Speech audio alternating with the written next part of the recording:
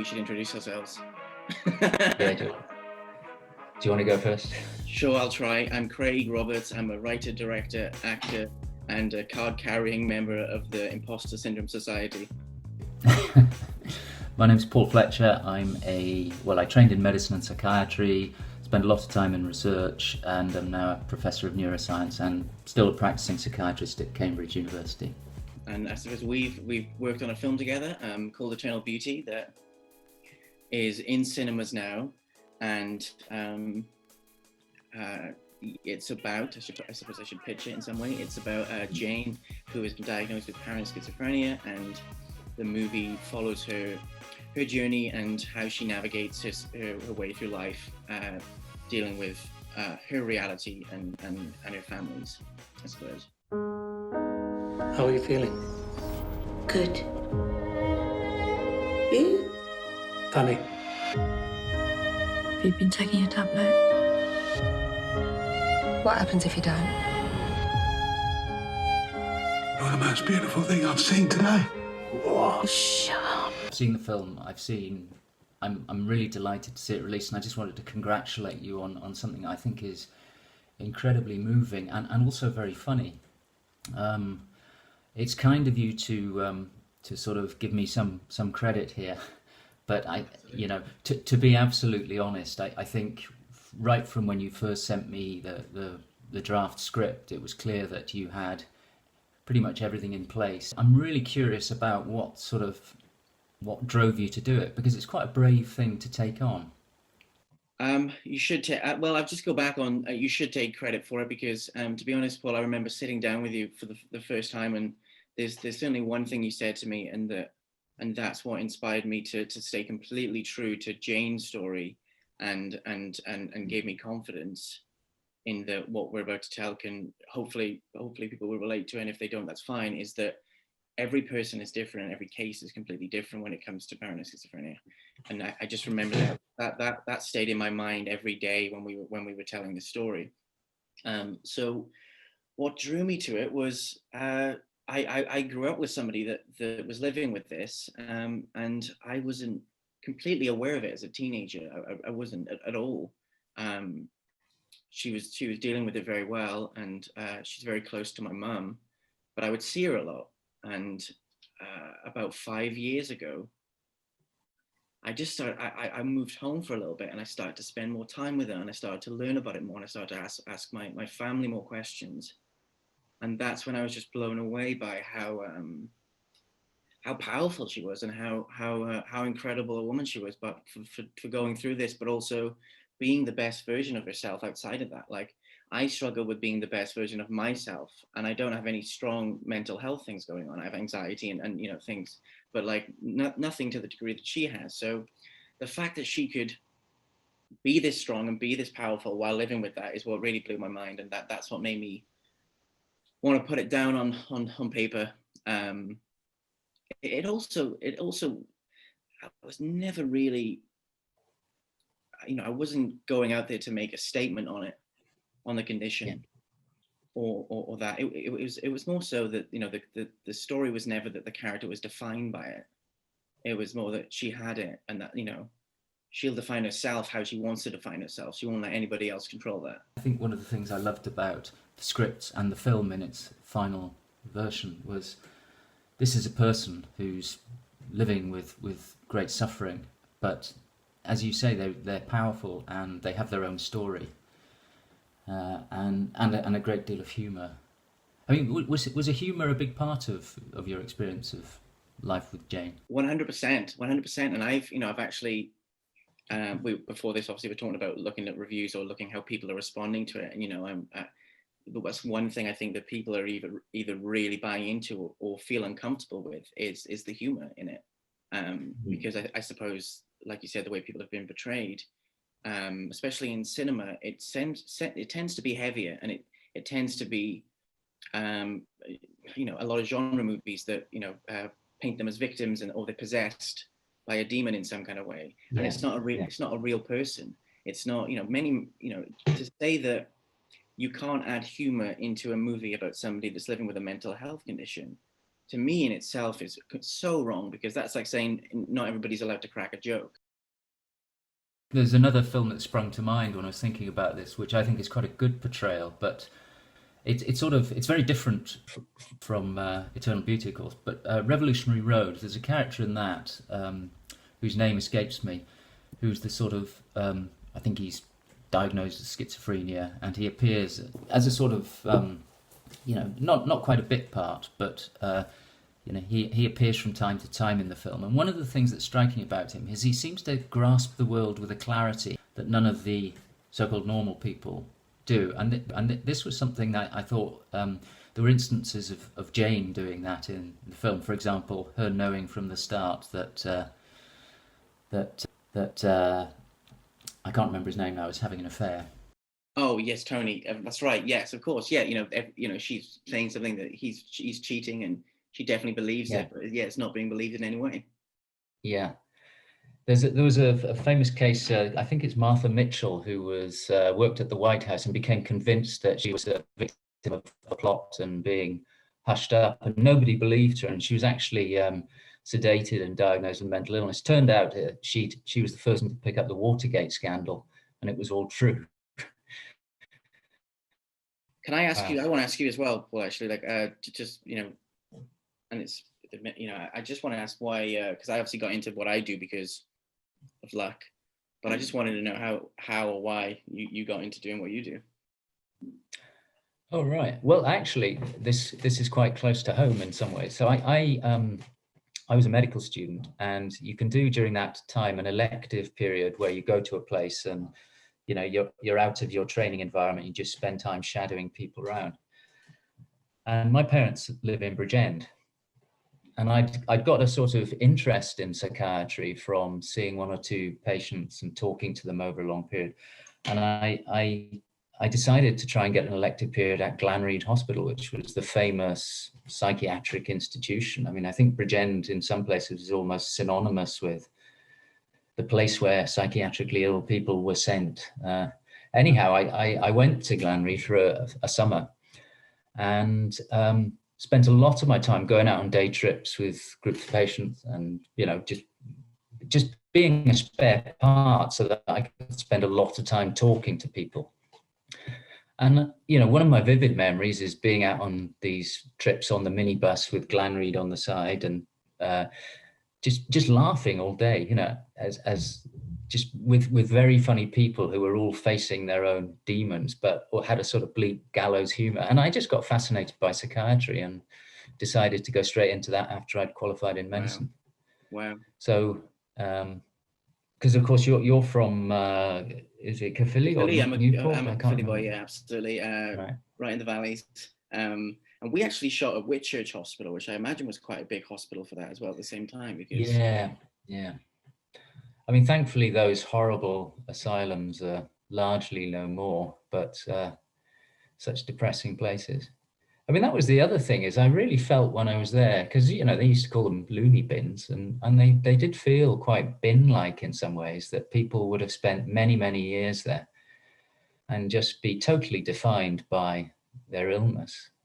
Yeah, I mean, when you spend your time just talking to people and realizing that behind that diagnosis there's a whole person with often very courageous, humorous person. It makes psychiatry all the more fascinating and appealing. So yeah, that's how I got into it. I mean, one of the dangers that's always been present about psychiatry as a diagnostic branch, as a branch of medicine, is that it's been recognised that the diagnoses or labels can actually invalidate people. I mean, they're supposed to. They can actually lead to a state in which what that person says is no longer listened to. Because by definition it can't be rational. And I think one of the lovely things about the film is that Jane, portraying it from Jane's perspective as a fully developed character with a great sense of humour and a lot of power, just completely wipes that away, and I think that's really refreshing. Wow. Well, there's a film that that got me. There's a movie called Punch Drunk Love, which is by Paul Thomas Anderson, and it stars Adam Sandler, and it's a drama with humor throughout. Really, he's very funny in it, but he's got social anxiety, the character, and I really related to it the first time I ever watched it. I couldn't tell you why. There's just something beyond the beyond in the movie that makes you really love it. And then I started to see loads of videos on YouTube that broke down the movie and what they thought the movie was about. And a lot of people kept saying that the character is actually Clark Kent. He's actually Superman. He's actually an alien that's been beamed down to Earth, and is now trying to get used to speaking to humans and get onto their level. And when you rewatch the movie with that, you then start to understand, oh, maybe that's where his anxiety came from. Maybe this is why he feels out of place, or things seem alien to him. And that really helped me looking at this person's story and trying to make it into cinema, or make it into a film, and make it accessible so that people can take what they want from it. Is that maybe there's something else going on. Now, I don't want to throw anything into the pool of statements, but I thought there was an interesting way to look at it, that we can't completely understand everybody's reality, because it's their lived one. So just being nicer and being kinder to one another is a good first step in that direction of understanding, I think. That really chimes with what's central to a lot of my research, which is, I was practicing full-time psychiatry in London in some quite poor boroughs, and enjoying it, but feeling very frustrated at how little I was able to do. And I ended up going into research, and I think I wouldn't say my research has been a terribly successful career, and I've not discovered cures or anything particularly startling. But one of the things that's really struck me is that we're all muddling along trying to make sense of a reality, and very often building our own little internal models of the world that are very inaccurate. But what helps us is that we share our models, we share our perspectives, and that binds us together. And one of the most awful, pernicious things about suffering a serious mental illness can be that suddenly the model you have of the world actually, instead of uniting you with other people, it can actually distance you. And you become ostracized, isolated, rejected. And I think seeing Jane in the context of a family, seeing her not just as an isolated individual, but arguing with her family, but also being supported by them, I think that's much more powerful, than a lot of portrayals of the isolated loner. If you can take a step back and say, well, this is somebody trying to make sense of a series of experiences that any of us would find very disturbing, then at least you've taken a first step towards, rather than rejecting them, at least accepting or trying to understand what it might be like. And I think films have a huge role to play in that, if they can only try and do it right. Well, I was going to ask you that as well, because obviously you're a great academic and an expert in your field, as well as a great educator. So what do you feel the role is of arts, and particularly film, in educating the public about schizophrenia?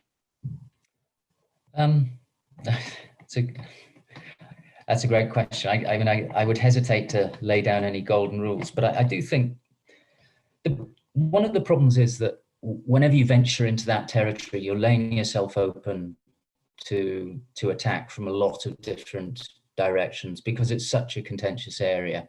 Mm-hmm. And there's always the potential that you'll be accused of, trying to make money or trying to make capital out of other people's misfortunes. I think the first thing to do is set that aside and trust yourself that if you are approaching it in a respectful, honest way, then you can tell those people's stories. I don't think there's much to be gained by sort of edutainment, by just trying to come up with a tick list of symptoms to represent in a realistic way. I don't think that works. I think it's about feeling strongly about the story and telling it, I suppose. I think that's all too often what's missing. And that, to take it back to the beginning when I said, that you gave me those words that really encouraged me and gave me the confidence to do it, that was that everything is completely different. Every one person is completely different. Yeah. If you're going to go in with the idea of changing the umbrella of it, then that's a tough task. Yeah, and I think that recognizing that sort of, in some ways, it allows you to step away and say, there's nothing I have to get right here. I don't have to fulfill any encyclopedia or textbook definitions. I need to tell the story. Sorry, go on. Yeah, go on. Sorry. Well, I did want to ask you about, the ending, which I thought was very powerful, because having had personal experience of working with a group of people with lived experience of schizophrenia and other diagnoses on a video game, one thing that was very striking throughout all the meetings I had with them. Sorry? I remember you talking about this. Yeah, when we first met, you started talking about it.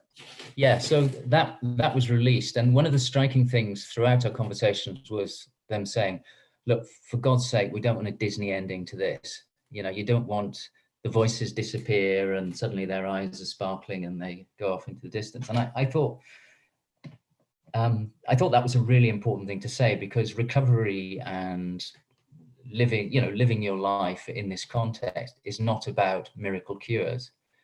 It's about facing and, well, it takes an awful lot of courage. And I was really struck by, how you resolved that in Eternal Beauty.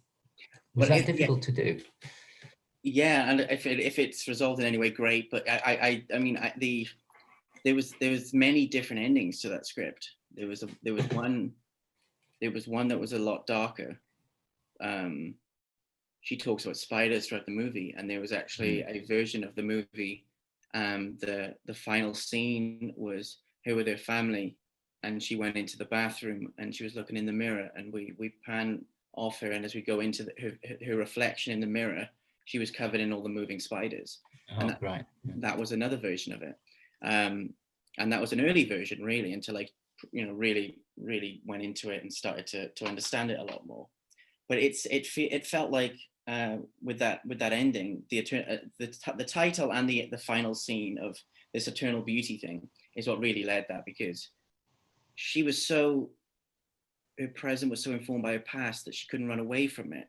And the idea of Eternal Beauty, I think, is a crazy idea, but also a fascinating one, because a lot of people, they get photographs of how they, when they're younger, and they look at them and they're like, oh, wasn't I, I was so beautiful, or I look so good then. And I suppose that's their eternal beauty.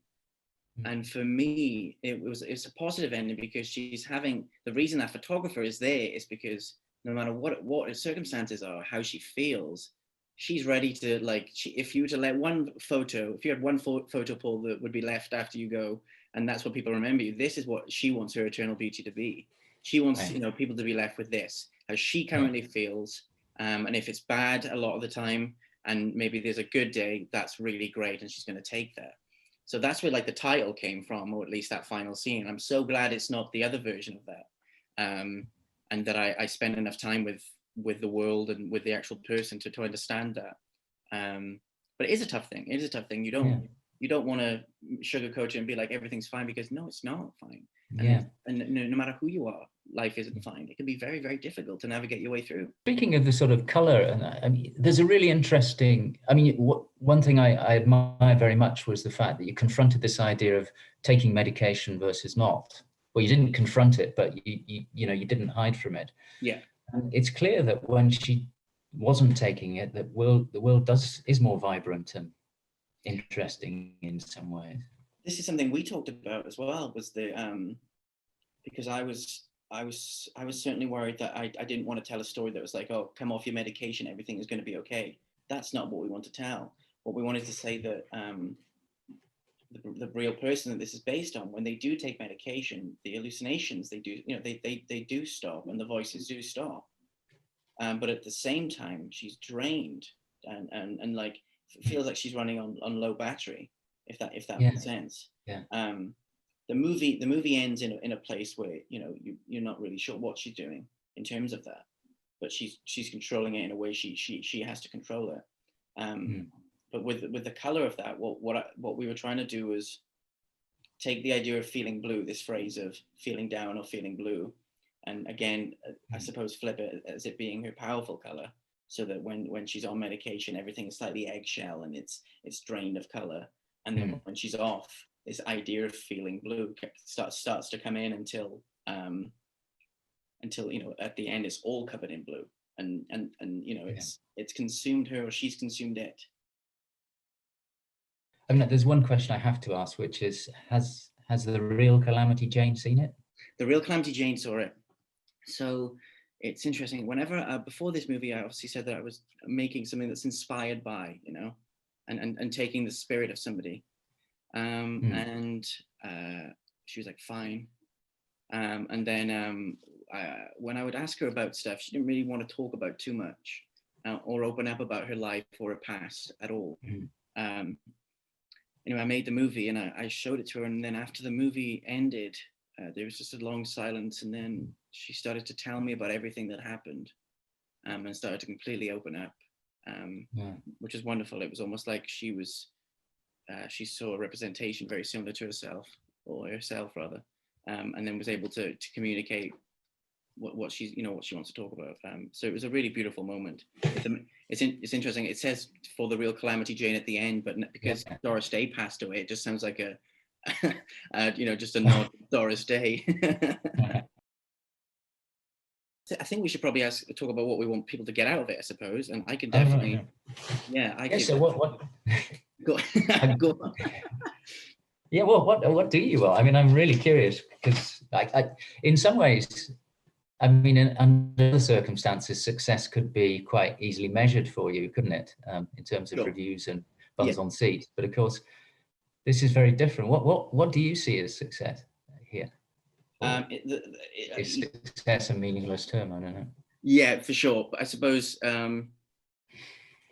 if I were to see any success of it, it's probably the stuff that I wouldn't see, and that'd be like how other humans are to other humans. I feel like kindness can solve a lot of things.